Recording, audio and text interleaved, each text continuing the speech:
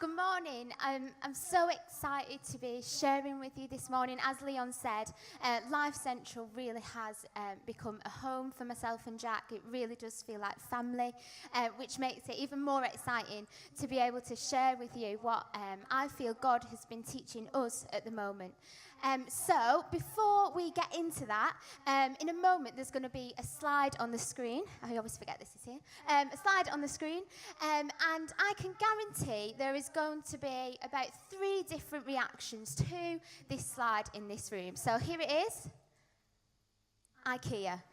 Everybody should know what IKEA is. If you don't, you need to head on over there because you're missing out. But as I said, there's probably about 3 different reactions going on in people's heads right now. Either this fills you with absolute joy. You love IKEA. You love spending 4 hours of your Saturday walking around IKEA and looking at furniture for some reason.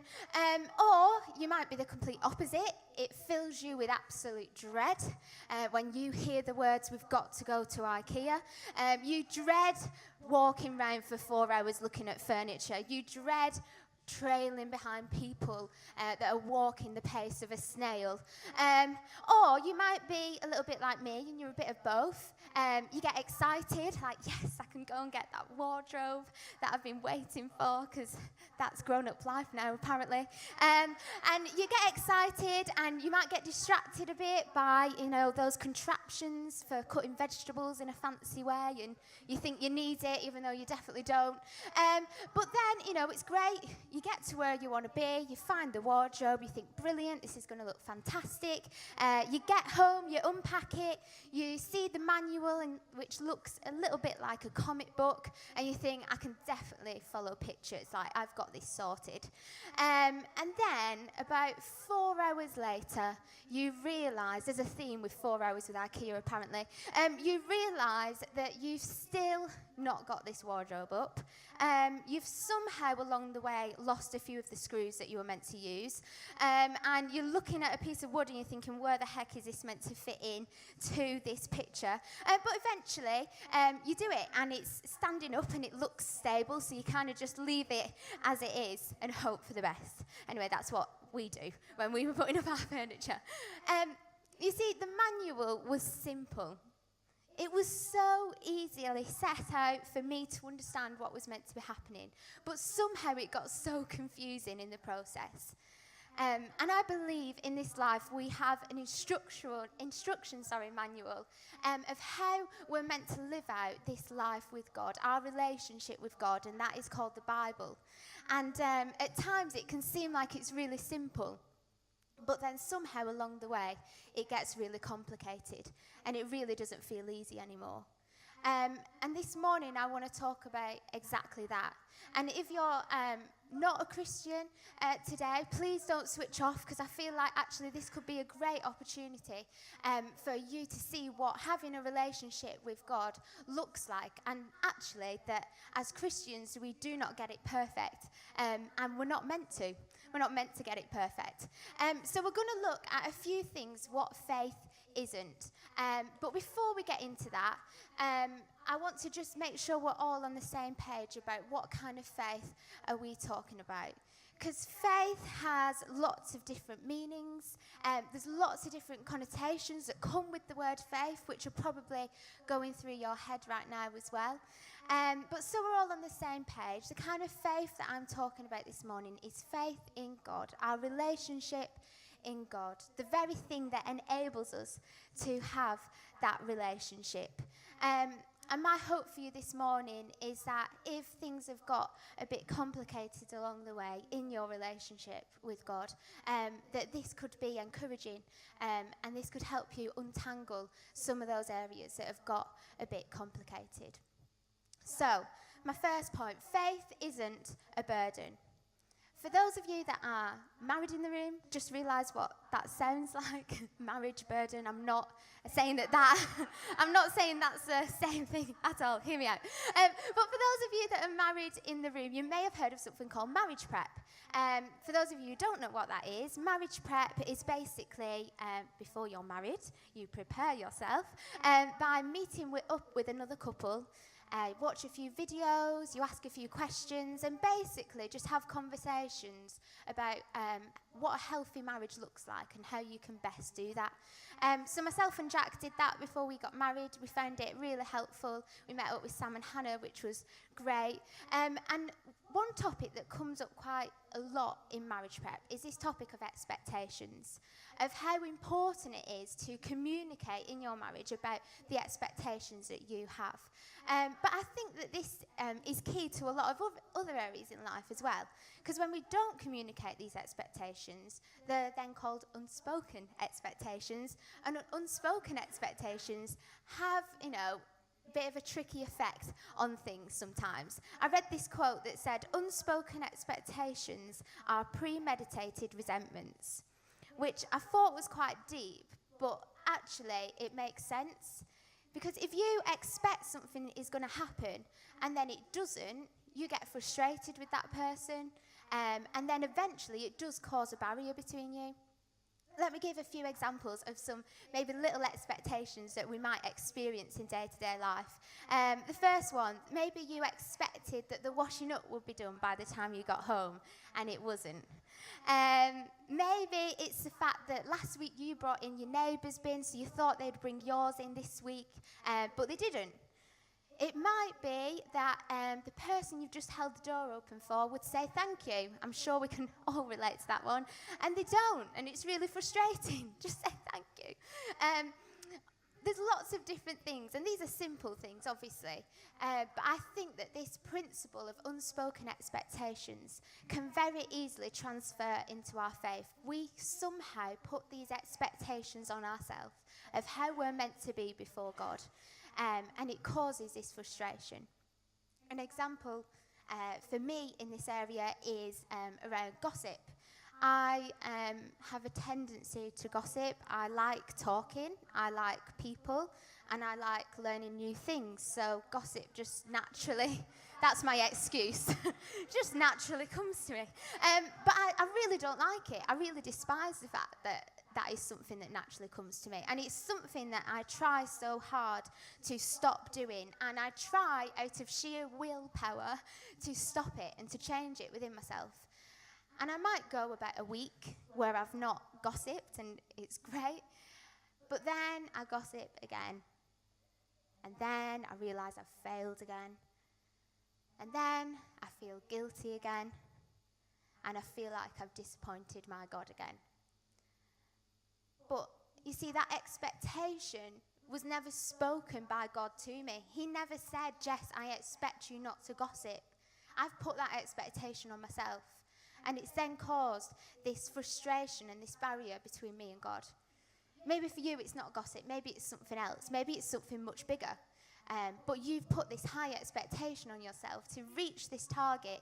And it's just not working. And all it's doing is causing a frustration.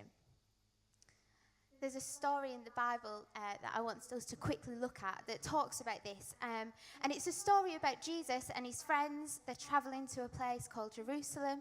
And they stop off at a town to visit some sisters called Mary and Martha. You've probably heard this story before. But Mary and Martha, they've got a very different approach to Jesus coming to their house. You see, Mary, she's so excited. She sits down with Jesus. She's talking with him. She's listening to what he's got to say to her. And Martha's in the kitchen, and she's excited too about Jesus, but she's like preparing the big dinner. She's making sure the house is all clean and tidy. And it doesn't say this in the Bible, but this is how I picture Martha being. In all those moments where you're cleaning up and it feels like you're the only person that can see the mess around you. So you end up starting like banging the pans extra loud and like really making sure that everybody knows that you're the one cleaning up. This is how I imagine Martha being. And eventually she comes to Jesus and she's like, Jesus, can't you see that I'm doing everything here? And Mary is sat down doing nothing. This is unfair. Tell her to come and help me. But Jesus responds with this. He says, my dear Martha, you are worried and upset over all these details. There is only one thing worth being concerned about. Mary has discovered it, and it will not be taken away from her. I don't know about you, but quite often I'm Martha in the story, not Mary. I get so distracted with trying to make sure everything is in order in my life that I myself am presentable before God, that I am perfect to be accepted by him. But more than our perfect behaviours, Jesus says that he wants our attention. To take the time to understand him, to understand his character, and to understand the truth that he says about us, that actually he doesn't expect us to be perfect at all. He just expects us to focus on him. And I just, imagine what life could look like if we did that. If our attention wasn't on what we can do, but was on what God can do. Imagine what that would look like. Because let's not forget that Jesus is the one who lived the perfect life, who paid the highest price by dying and rising again, so that we could have this relationship with him, not to reach these unattainable expectations, but instead to be made perfect by simply believing in him. So, number one, faith isn't a burden. Number two, faith isn't a feeling. Feelings can be so helpful. If I was to run out of church this morning because I'm so excited for my Sunday lunch, which I probably will because we're going to Toby Carvery, and I love Toby Carvery. So it's the simple things. But if I was to run out of church and I start to run across the road and all of a sudden I see an oncoming car, I would instantly be filled with a feeling of fear. And that fear would help me react in a way that is going to stop me from getting hurt, hopefully. Feelings are helpful. Feelings are the thing that help us relate to each other. They're the very thing that help us have a relationship with the people around us in life. So I'm not saying that feelings are a bad thing at all. They are so helpful, but they are also so misleading. Feelings are so up and down. And for those of you that work with me know this, my feelings can be very up and down. I even have a little mood chart which tells people what mood I'm in so they know how to approach me that day. That's the kind of person that I am, because my feelings are so up and down. So I can speak about this. But even the very definition of feelings is an emotional state or reaction. It suggests that feelings are just temporary, that they are going to be up and down, and quite often you will react because of them. But thankfully, and I am so thankful, our faith is not based on feelings. It's not based on how we feel, it is based on God. The Greek word that is used in the Bible quite often when talking about faith, and please hear me right when I say this word, is pistis. And this can be translated as God's divine persuasion or God's guarantee. Faith is God's guarantee to us that he loves us and that he is always there for us. It's got nothing to do with how we feel. And I don't know about you, I am so, so thankful for that. There was a time, not too long ago actually, where I felt like my faith was very up and down. That my relationship with God felt a bit messy, and mainly because of how I was feeling. And Jack shared this with me actually, what he felt God taught him when he was feeling similar. And it was this. It's not your faith that is up and down. It is life that's up and down. It's not your faith that is up and down. It is life that's up and down. How many know that life can have you feeling on top of the world one minute, but then rock bottom the next? That life is a thing that causes our feelings to be all over the place and so confusing. But actually, in those times, it's important to remember that we can have a constant. And that constant is our relationship with God. That constant is that guarantee from him. Because that will never change, no matter what is going on around us. And I feel that actually that's really important for somebody in this room today. You've been in this state of feeling so up and down for so long now that you feel like actually it's just normal. I'm never going to feel stable. But I believe God wants you to know this morning that today is the start of a change for that. That actually he wants to show you that he has been constantly with you the whole time, and that has never changed. And that as you walk out of this room today, that you're going to see that change in the rest of your life and in your circumstances. And it is all going to be because of the fact that he's shown you that his love has always been there, and it is never going to leave you, ever. And I think that, is so key for all of us as well. That in those times we remember his constant love for us. There's another story in the Bible I just want to quickly look at. It is quite a popular one. It's about a dad and two sons. And the oldest one is really loyal. He works really hard for his dad. He's a grafter.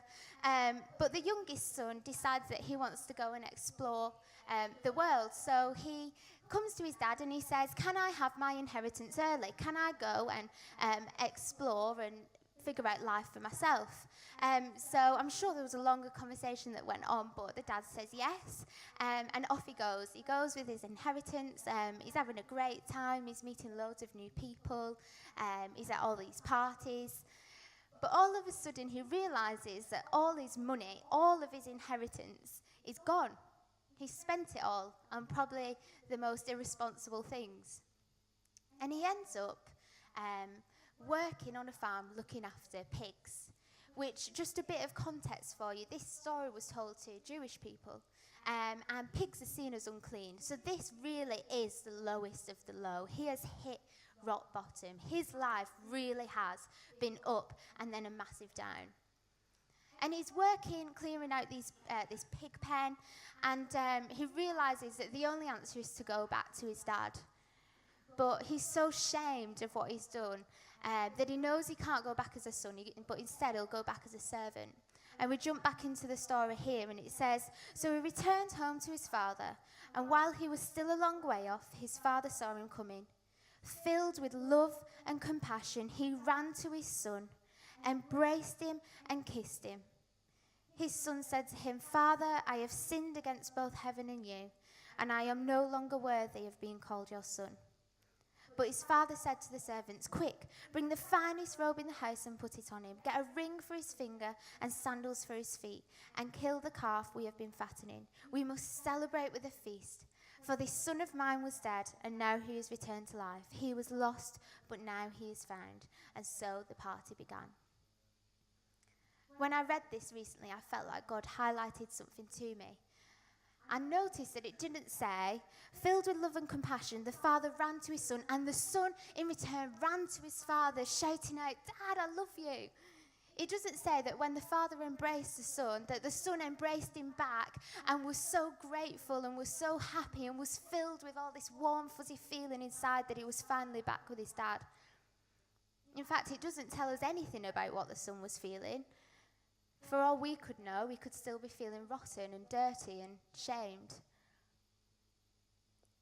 But that didn't change the father's response to his son, or the fact that he still embraced him, or threw on this massive party for him. And I believe Jesus tells this story this way to show us the same point, that actually it's the father's actions that we're meant to focus on more than our own. Being a Christian isn't about feeling warm and fuzzy and excited about life all the time. That's not reality. Life is up and down, and Jesus says that actually following in him, we're still going to have difficult times.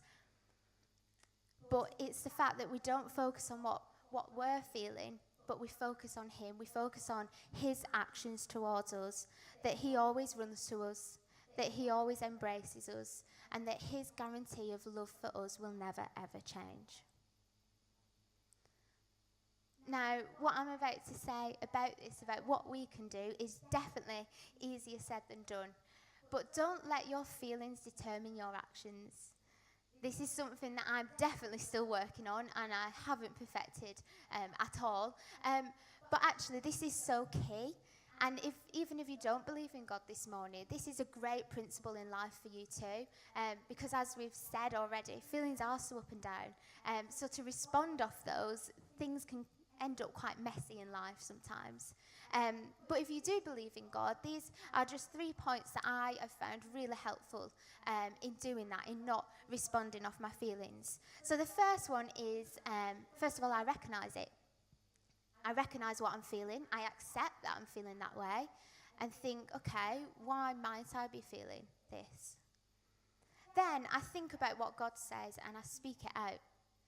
I know someone that actually spoke out verses from a book in the Bible over herself in the mirror every single morning to try and beat her insecurities. Because the more we speak truth, the more we're going to believe it. And thirdly, connect with others. Little plug here, but connect groups are great for that. I love my connect group. I can turn up and feel absolutely rubbish and tell them that I'm feeling that, and they'll get around me, they'll encourage me, and they'll speak truth for me when I don't believe it. So if you're not in a connect group, please speak to somebody at the end, at the connection point, because that is such a great way to help overcome, responding off our feelings and these insecurities that we can have. So, faith isn't a burden. Faith isn't a feeling. And just to give you a few takeaway points this morning, because I know a lot has been said about faith, I just want to read out some things that faith is. So, faith is God's guarantee to us that he will always love us and will always be constant. Faith is not a burden, so don't set yourself unattainable expectations because you feel you need to be perfect before God. Faith is not dependent on how we feel. And finally, it's God's gift to us, a gift that enables us to have a relationship with him. And there's going to be a verse that comes up on the screen. It's from a book in the Bible called Ephesians, and it says this: "For it is by grace you have been saved through faith. And this is not from yourselves, it is the gift of God, not by works, so that no man can boast." Or no one can boast, sorry. So in simpler words, basically what it's saying is, it's by God's good heart, his love for us, that he has saved us from a life and an eternity without him, by giving us this gift of faith, which enables us to have a relationship with him. We can't earn this relationship ourselves. It is something that Jesus has already done for us, and it's up to us whether we trust his guarantee or not. I'm going to invite the band to come up now and to start playing. And as they do, I just want to read out a verse from the Bible over you, if that's okay. It's quite a popular verse. It's one that sums this up really well. It talks about not feeling burdened. It talks about the fact that Jesus wants us to have a light and free life with him. And as I read this verse, I just want you to have a think about the words in this. Pick out some words that are really key to you at the moment and talk to God about that. Maybe for you it is the fact that you've been putting some expectations on yourself that God never intended to be there, and you need to have a chat about that and start focusing on his guarantee to you. Maybe it's what I mentioned before, that actually life is really up and down at the moment. And maybe you need to know that Jesus gets that, but he's still there. Or maybe it's that you still don't know whether you believe in God or not yet. But as I read this verse, I encourage you to have an open mind, just to have a think about what that could look like. And if you do want to talk to somebody, I'm sure there will be people either at the prayer room here or at the back that would love to talk to you about that. So if we could just close our eyes and just focus a minute, I'm going to read out the verse.